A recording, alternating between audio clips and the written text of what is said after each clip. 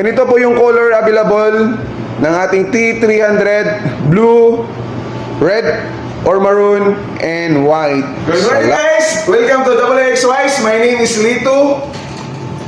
So mayroon po tayong unit dito na ating i-demo or reflex.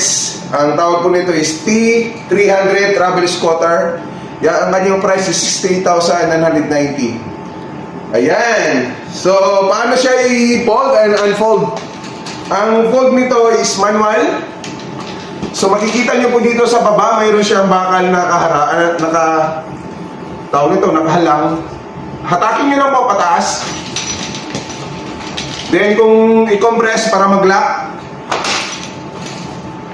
then ito na yung pinaka-folding niya.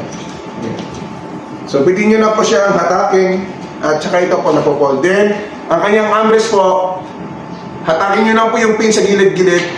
Ayan, bawat gilid para talagang compress na po. Then yung height nito, if ever isakay nyo sa sasakyan, remove nyo lang po ang basket.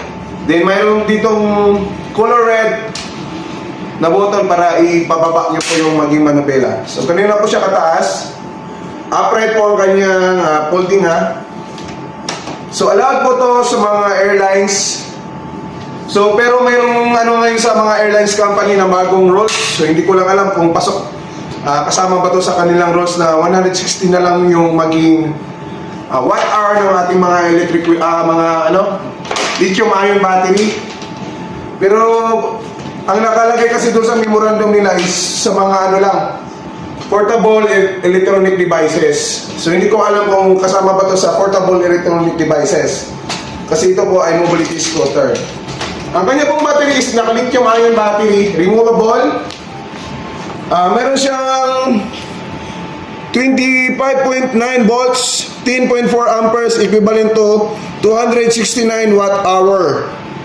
Yan po.